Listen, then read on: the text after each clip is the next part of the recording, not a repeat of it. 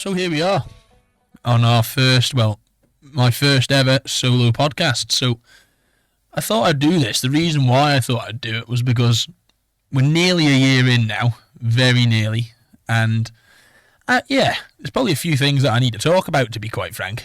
One, certainly being what it was like at the very start when this all happened and we decided to launch it on the 1st of February last year. We probably spent between me and Herbie's probably spent about a month, 2 months getting the podcast room ready. It was a very interesting experience, something that neither of us had ever done before. So we started off and we were like, well, let's have a go. And by that point we then started to think, guests. That was the next thing on our minds. Who are we going to bring on? And it all started with the legend that is Tom Callister, and that was our first episode release. And yeah, it was a mixed emotions really at the beginning. I was in this old farm barn in the middle of Ballabeg with Herb, and we thought, yeah, let's go for it. So we started with 2 couches and a little old kitchen table. It was like a school table, Herb, wasn't it? Yeah, like a school table. And I thought, let's go for it. We'd been kindly gifted a sofa. And we thought, yeah, let's have a go. And the feelings at the first time, now looking back, it was like, oh my word, what was I doing? At the very start, I thought, this is something that's completely fresh, completely new. So why not have a good old crack at it? And the feelings were mixed. I'd done the first one. We had a tester with Andy Kelly before Tom Callister's release.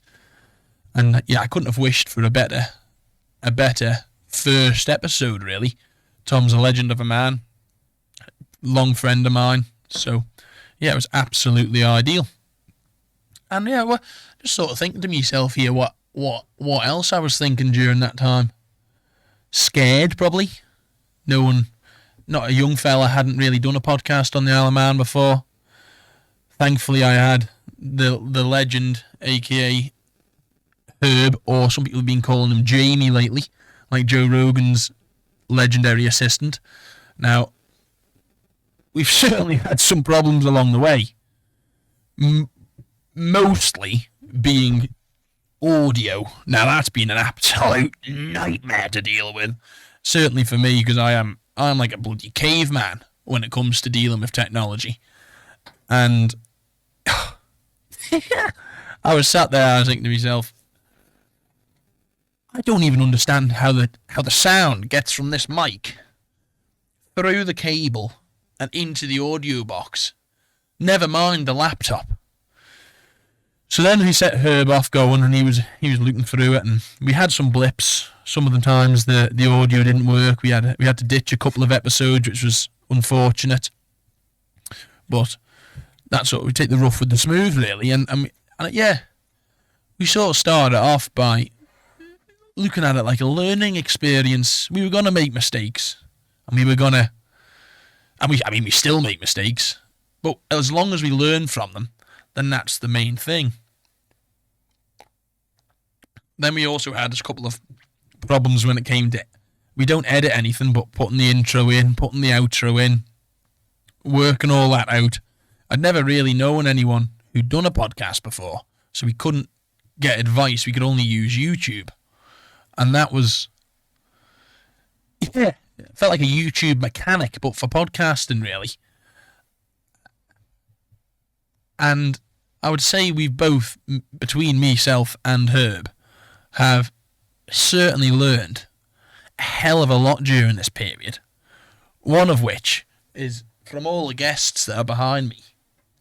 I've almost had a secondary education here, talking to so many different people who either live on the Isle of Man or are born on the Isle of Man, and their knowledge around what the Isle of Man is and what that means for people. Because the Isle of Man is such a strange place in that aspect. It means something different to everybody who lives here. And I think that's what we've tried to portray in the podcasts, really, is different people's experience of the place and their story as well. And it's really interesting to think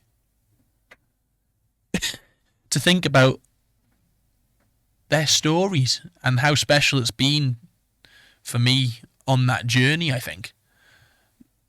Never mind for 15-year-old Herb in the corner, listening away steadily and just taking all that information in. Some of the things you learn is just incredible, really. And then we moved on from there. We decided, right, we're going to commit to this now. So we got about 10 episodes in, sort of May time, and thought, it's great being in the studio here. How can we look at sort of getting it away from the studio? And then TT was coming along. We thought, we'd be foolish not to sort of capitalise on that, really. And TT was a whole blur. We launched the 5 Manx Minutes series, kindly helped and filmed by a couple of mates of mine, Joseph Cannell and Joel Ibanez helped me a lot with that. But the whole experience of going up to people and asking them to talk was quite alien. You know me, I can talk for England, but when you actually have to walk up to somebody and go, "Hi, can I just grab you for a quick chat?" Especially when they're TT races, because they're busy. They're in the middle of the TT. The last thing they need is some hairy Manx fella walking up to them going, "You don't just have 2 minutes to talk to me, do you?" Looking back, I'm thinking to myself, I must have been insane, but it did work. We landed people like Peter Hickman, Jamie Kringle. We spoke to him. We spoke to a couple of smaller Manx riders that were going. It was Joe Yeardsley, to name one, who's now become a big rider. He's doing extremely well. And that experience as well, looking back, was sort of special. That's when it all started to get really, we are now doing this and we're going to take it serious, because we've really got a voice here on the Isle of Man now. And the podcast had started to grow. The followership grew on Facebook and Insta. Subscribers were growing. I thought, we're away here. We've got to keep this going. And then this sort of pressure started to come on. It was like, oh boy, if we don't put one out this week, people might be a little bit like, why are you not putting one out? And I'd never felt that before. It was an alien feeling. That is, yeah, it was strange looking back. Very strange. And then you have the other people who listen and enjoy it and want to speak to you about the podcast or about social media. And that was for some reason I seem to attract middle-aged women, I found out. And yeah, they were coming up to me, giving me hugs and saying, "Oh, I'm doing a good job." I'm thinking to myself, thank you very much. Thank you very much indeed. But it would be nice. It would have been nice at the time to have a wide range of people saying that. But I'm okay. There was plenty of young lads who were looking up to me, I think. And that is also bizarre, because I never pictured myself as someone that people should look up to. And yeah, that came with its own emotions, I suppose. People asking, just coming over for a chat and just asking me questions about what's going on. I'm thinking, wow. Even though I'm just the one on the camera, myself and Herb have made something quite special here. So TT was when it all really started to sort of feel real, I think. Real, and because we're on the Isle of Man and a small community, you're very accessible, so people see you at the shops, people see you everywhere. You know, if you're going for play if you're bringing people to the park, for example, or even in the pub, people are seeing you on social media, and I didn't quite grasp how exposed I was at that point until after that period, I don't think. And yeah, I think I enjoyed it, actually. I really did. I really did enjoy it. And that kicked off. That kicked off the whirlwind that summer was. We had multiple guests in over the summer. We got a bit carried away, I think, We were filming a lot. We were learning a lot. We'd had a couple of new bits of kit. We'd upgraded the mic for Herb. The lights came in. We had new lighting in. We started to upgrade the studio a little bit. And then when did we spin the studio around, Herb? September. Yeah. And the summer was a whirlwind. It went fast. The whole year's gone fast, actually, looking back. It's been because we've been so locked in to focusing on this, you haven't really been aware of or present enough sometimes of what's actually going on around me. And that's no fault of my own. Sometimes I think that I was just in my own little road there, working on the home farm here, helping my mother out with the horses and teaching people how to horse ride myself. It was, lovely being out in the heat. Good God, that was a nice summer. That had a hot, boiling hot. Well, boiling hot for my standards anyway. No rain.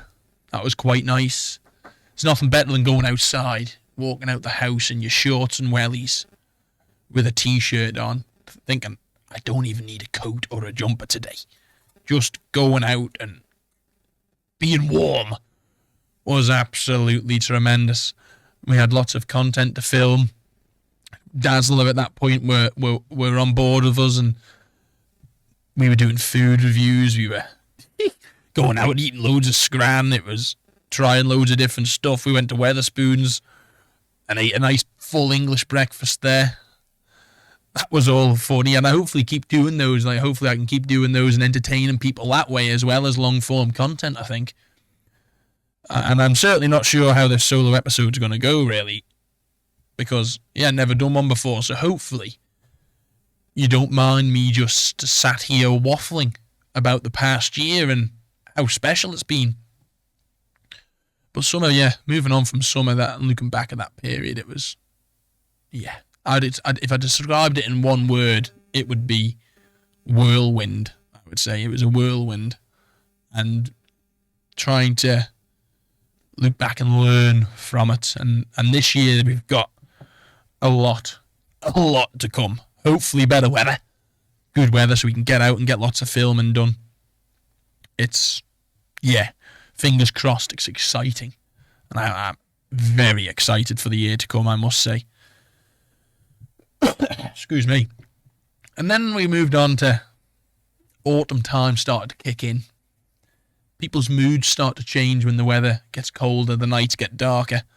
And something I noticed about the Isle of Man is sometimes people can get or aren't on their full performance during the colder nights, the darker nights. It takes a bit of an upbeat off everybody. It's very difficult to stay positive when it's miserable outside, when it's lashing down with rain. But those are the times that really make you, and us being Manx people, we know that this is just another winter. We'll get through it. Summer's coming again. The good bright nights, late nights, going out for a drive in the car with your windows down. That's when the Isle of Man's truly in full spring. But we're determined people. And getting through the winter time of being cold and dark and bloody miserable outside makes you stronger, I think. Makes you very strong. We started to sort of get different types of guests on in autumn as well on the pod. We've been bringing more well-known people on at that point, I think. Still true Manx people and traditional Manx people, but we were looking at trying to spread how do we grow and how do we keep growing, because that's the most important, is keeping moving forward.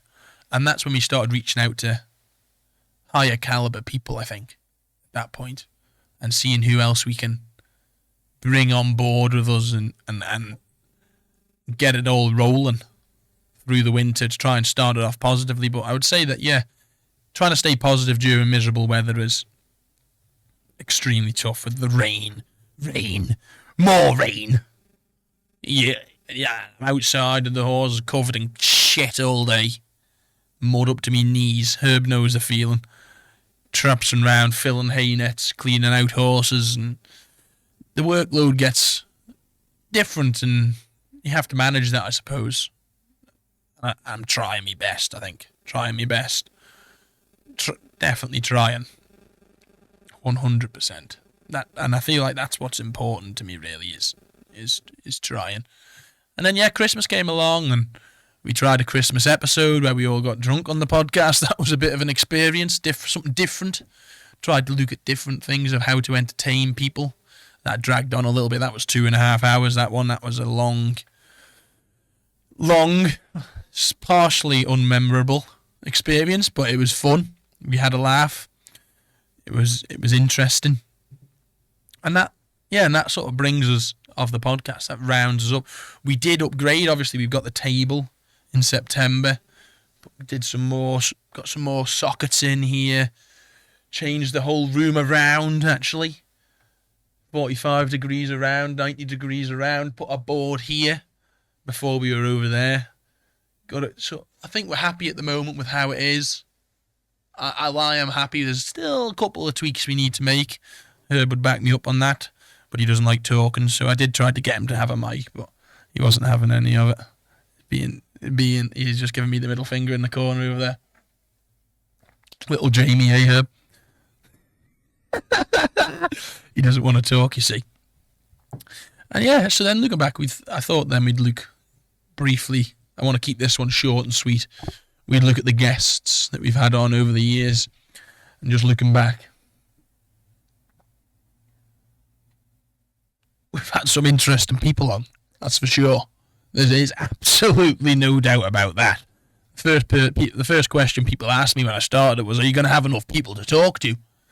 I said, I thought to myself, don't you worry about that. If there's one person who can find weird and wonderful people here on the Isle of Man, it's me.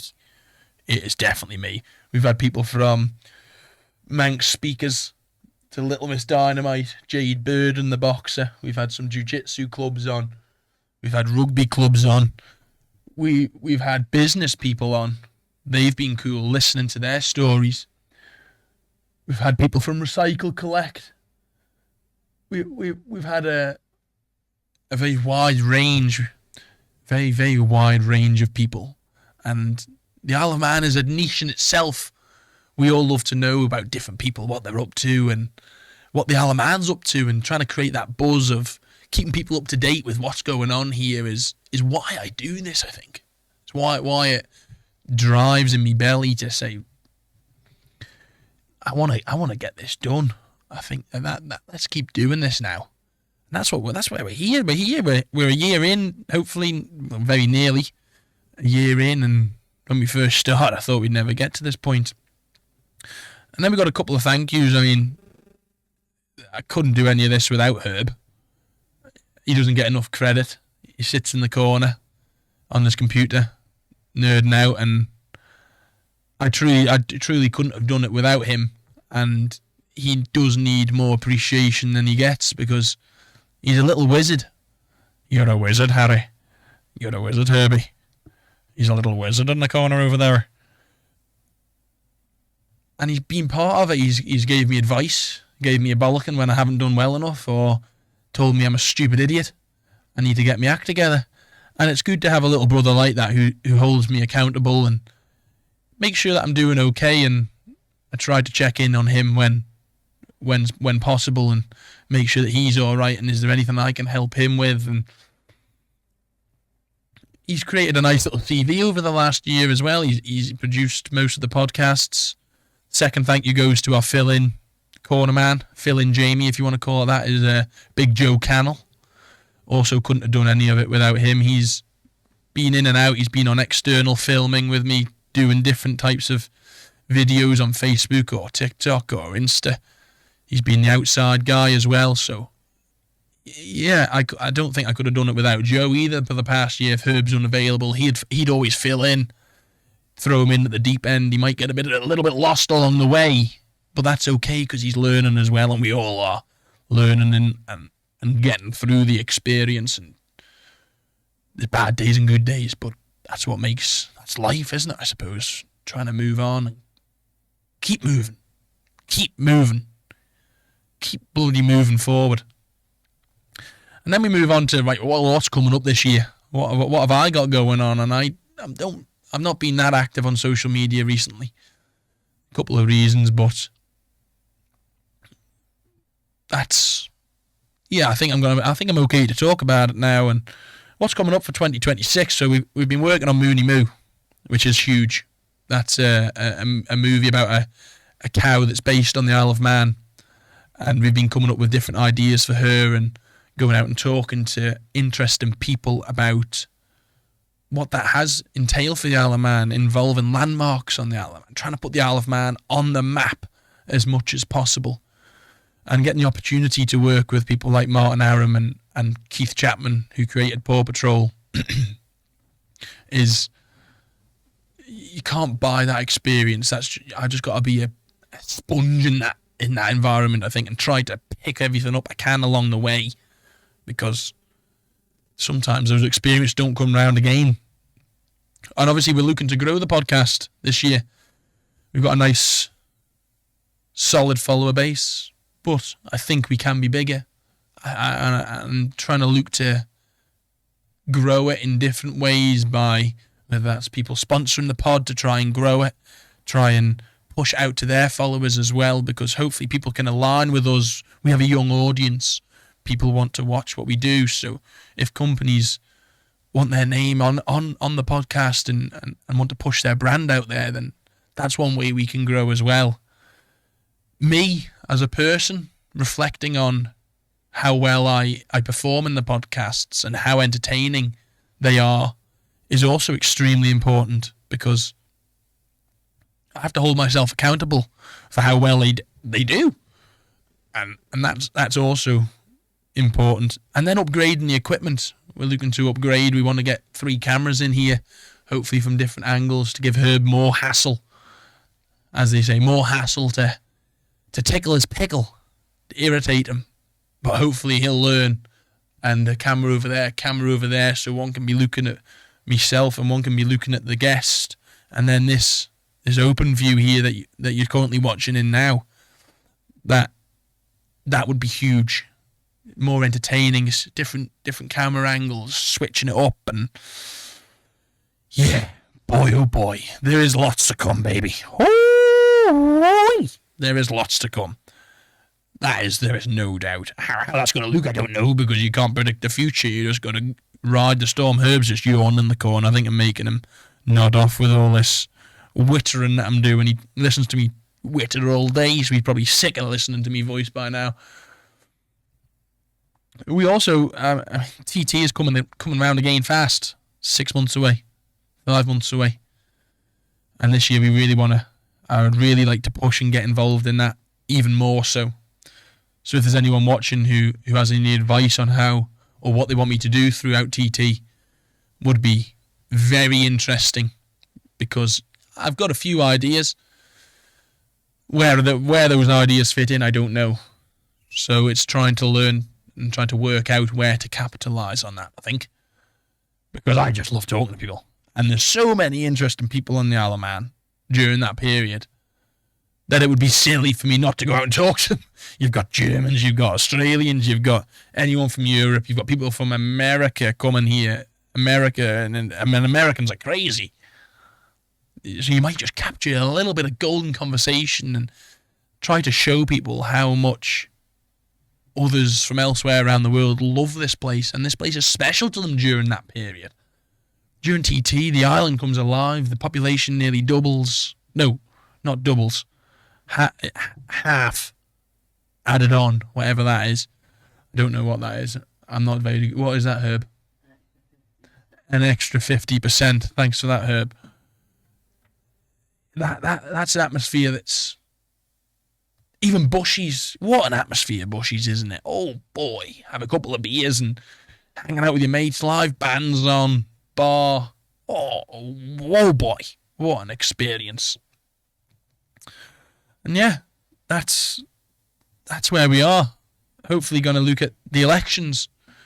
The elections are coming up next year in September. They're a long way away, but we have to plan ahead. How can we talk to the people who are wanting to be elected for the roles? They get a lot of heat on Facebook. There's lots of Facebook warriors on there who think they could do the job. However, I'm not sure if they could. I don't know. I would like to sit down and pick their brains, whether it's past MHKs or ones who are wanting to come in. It's important that young people understand that the future of the Isle of Man is in their hands, and our votes do matter. And it's important that young people are educated on what politicians do and how they influence the Isle of Man, positively or negatively. That's by the by. But the sole focus is to try to get young people to understand and love the Isle of Man as much as I do, and want it to change. We have to move forwards. I know Manx people don't like change, and we love the island that we live on, but it has to move forward. What that direction looks like, I don't know. But if there's someone who has good ideas, passionate, then I want them to be in charge and driving the island forwards. It's unbelievably important. Unbelievably important. And I'm going to start looking at vlogging my life, I think, and videoing the experiences that I have day to day and how that affects what I do and my routines, my habits, so people truly know who Percy is. Because sometimes the man behind the screen or on the screen isn't actually truly the person who's there. I try to be me. Hopefully that comes across in the videos. I never tried to be anyone that I'm not. That's for sure. But keeping up with day to day, my lifestyle, the way I live, and the things I want to do and get up to, hopefully that might be interesting for people, and you guys, the listeners, can enjoy me talking more shite, because that is what I'm good at. I think I just like talking. My mouth doesn't seem to stop moving all day, and yeah, I think I'm gonna have a crack at it. How it goes, I don't know. I'm no good at editing, so I'll just have to learn that side of it and try to get better. And finally, wrapping this episode up, is mad to think where we've came, where we were, where I was. Just got back from New Zealand and then decided to start this up. It's grown much faster than I ever anticipated, much bigger than I ever anticipated. And it's pretty crazy to look back and just think. And I'm so appreciative and so thankful for all the support that you guys have given me over the last year. I couldn't do it without any of you guys listening. It's what motivates me. It's what pushes me forward and drives me on to keep doing it and providing you guys a place to gather more knowledge on the Isle of Man in general.